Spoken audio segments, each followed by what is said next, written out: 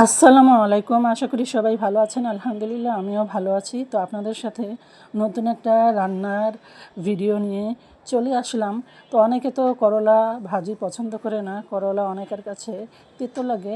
কিন্তু আমি যেভাবে রান্না করেছি চিংড়ি মাছ দিয়ে, এভাবে রান্না করে দেখবেন একদমই তেতো লাগবে না। হালকা একটু তেতো লাগবে, বাট খেতে ভালো লাগবে।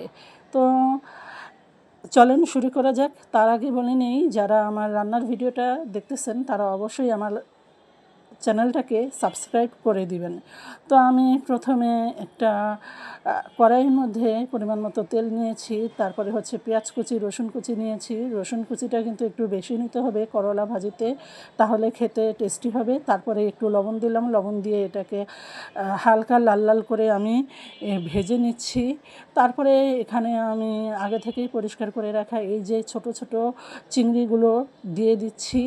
তো এই ছোট চিংড়ি মাছ দিয়ে করলা ভাজি তো ভীষণ টেস্টি হয়।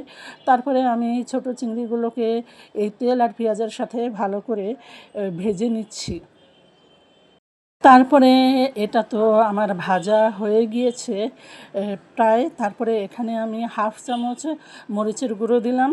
তারপরে আমি দিয়ে দিচ্ছি হচ্ছে হাফ চামচ হলুদের গুঁড়ো। যেহেতু এটাকে আমি ভাজি করব, এজন্যই এখানে হলুদ মরিচের পরিমাণ সামান্য দিতে হয়, খুব বেশি দিতে হয় না। তো আমি এখানে হলুদ আর মরিচগুলো একটু তেলে ভেজে নিচ্ছি, যেন হলুদ মরিচের কাঁচা গন্ধগুলো চলে যায়। তারপরে আমি এখন এখানে দিয়ে দিব হচ্ছে সামান্য একটু পানি, এই মশলাটাকে কষিয়ে নেওয়ার জন্য। তো আমি এখন মশলাটাকে ভালোভাবে কষিয়ে নিব। তো আমার মশলা কষে এসেছে, দেখতেই পাচ্ছেন তেলগুলো উপরে ভেসে উঠেছে।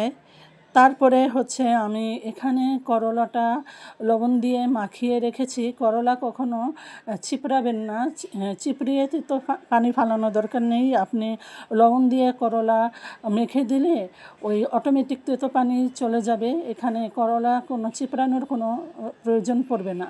তারপরে আমি করলার সাথে একটা আলু কুচি করে দিয়েছি। যারা আলু পছন্দ করেন না, আলুটা স্কিপ করতে পারেন। আমার আলু ভালো লাগে তাই আমি আলু দিয়েছি। তারপরে আমি এই যে আগে থেকেই পরিষ্কার করে রাখা করলাটা আমি এখানে মশলার মধ্যে দিয়ে দিলাম। এখন আমি এটাকে ভালোভাবে নাড়াচাড়া করে নিয়েছি। তারপরে এখানে আমি 5-6টা কাঁচামরিচ দিয়ে দিলাম।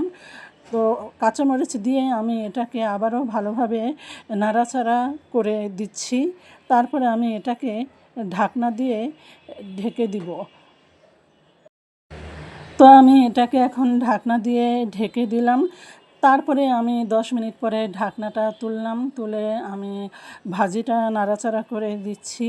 একটু পরপরই কিন্তু 10 মিনিট পরপরই ভাজিটা নাড়াচাড়া করে দিচ্ছিলাম, যেন ভেতর দিয়ে ভাজিটা লেগে লেগে না যায়। কারণ ভেতর দিয়ে যদি পোড়া পোড়া লেগে যায় তখন ভাজির থেকে কিন্তু পোড়া টেস্ট আসবে, আর পোড়া টেস্ট আসলে কিন্তু ভাজি খেতে একদমই ভালো লাগবে না। তাই 10 মিনিট পরপরই ভাজিটা নেড়ে দিলাম। তারপরে আমি ভাজি নেড়ে দিয়ে এটাকে আমি আবারও ঢাকনা দিয়ে ঢেকে দিব।